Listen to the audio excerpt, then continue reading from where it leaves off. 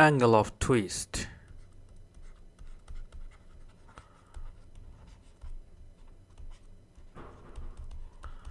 Angle of twist.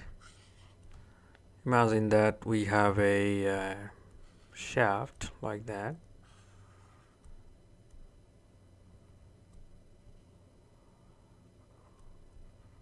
Like that. And then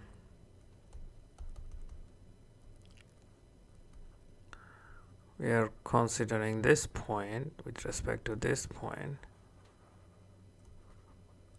here. So we get bunch of, imagine that we have bunch of CD disk like that, and then we apply some torque this way, and this one has attached here somewhere, so it's not able to move. So that point, if we do this kind of torquing, then imagine that it goes somewhere here.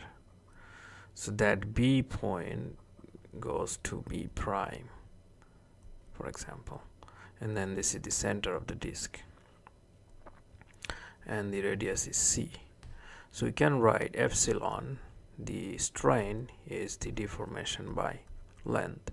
So in this case we got B prime by L. We can write BB prime, convert that to radius times theta when theta is in radian and for small angles. So that's epsilon. Now we know that modulus of rigidity from Hooke's law is shear stress by the epsilon. So if we replace the epsilon, shear stress by epsilon is theta by L, that's Z. So if we solve for theta, that will be tau L by CZ. So that is the angle of twist equation.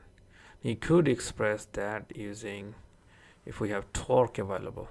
Remember, we develop equation like this: shear stress is equal to torque times radius by polar moment.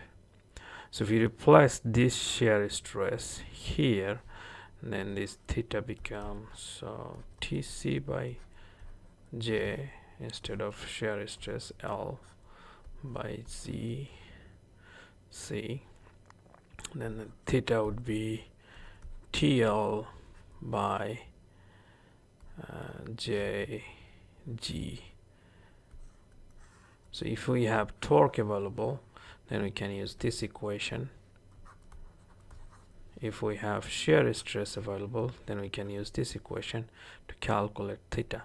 Now this theta will comes in radian, and typically when the answer is written, it should be written in degree. Just converting that, you know that 180 degrees pi radian. So radian is expressed in C. We can simply say pi radian. Just you can write that like that.